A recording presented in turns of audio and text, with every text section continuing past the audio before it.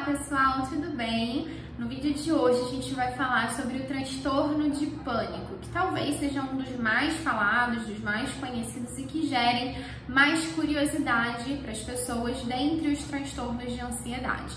Vocês já devem ter visto que nos vídeos anteriores a gente veio falando sobre os ataques de pânico, o que caracteriza eles, qual a lógica, o mecanismo existente por trás desses ataques de pânico e a justificativa clara dos sintomas de cada um deles, do porquê que eles se manifestam. Outra coisa que a gente também já falou foi a diferenciação entre crise de pânico e crise de ansiedade. Tudo isso foi um caminho importante que a gente precisou percorrer para chegar no ponto do vídeo de hoje, onde a gente vai falar e entender melhor sobre o transtorno de pânico. Então, basicamente, o transtorno de pânico, ele é marcado por uma característica central, que é a presença de ataques recorrentes de pânico. Então, percebe que aí a gente já tem um critério diagnóstico importante.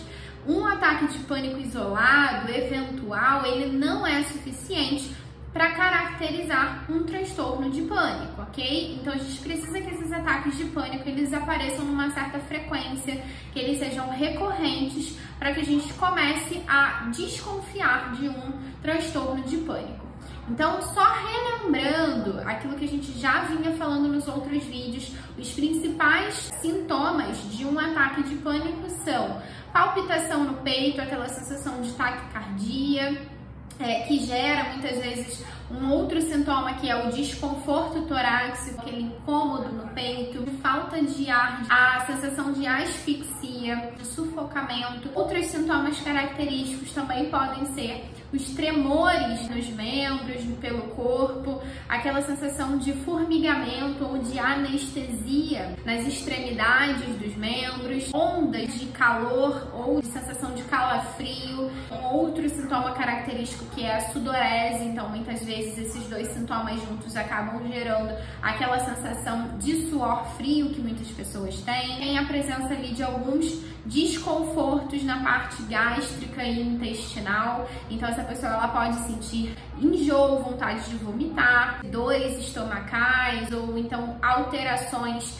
na fisiologia da urina, das fezes e etc. Algumas pessoas também vão ter aquela sensação de desmaio, tontura, vertigem, a sensação de desrealização ou de despersonalização. O que é isso?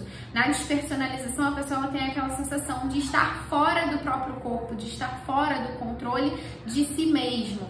E na desrealização é uma estranheza geral mesmo em relação às coisas ao redor, a como as coisas estão funcionando em volta dessa pessoa. Então, basicamente, são essas duas sensações que dão origem, muitas vezes, a um outro sintoma que muitas pessoas têm, que é a percepção de que elas estão perdendo o controle ou de que elas estão enlouquecendo, muitas vezes. Então, esses dois sintomas também são bastante característicos. Um outro sintoma que também é típico dos ataques de pânico é o medo de morrer. Então a pessoa tem aquela sensação de morte iminente, de que realmente algo muito grave vai acontecer e de que ela pode vir a morrer. Como a gente falou, muitas pessoas chegam a ir parar no hospital, a ir parar num pronto-socorro achando que estão infartando, que estão tendo algum problema cardiológico e que estão de fato morrendo. Então esses são os principais sintomas de um ataque de pânico. Não é possível identificar como um ataque de pânico a presença isolada de algum desses sintomas. Então a gente precisa de pelo menos 4 desses sintomas juntos para que a gente consiga considerar isso como um ataque de pânico, tá? Então 4 ou mais. Muitas pessoas têm bem mais de 4 desses sintomas que eu falei aqui. Outra coisa que a gente precisa para caracterizar um ataque de pânico é a duração desse ataque de pânico. Um ataque de pânico ele dura no máximo 30 minutos. Normalmente ele começa, ele atinge o seu pico em torno de 10 minutos após o início desse ataque de pânico.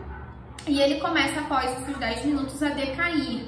Então, por isso que, como a gente já falou também anteriormente, muitas pessoas relatam que após 20 minutos do início do ataque de pânico já tem uma redução significativa dos sintomas.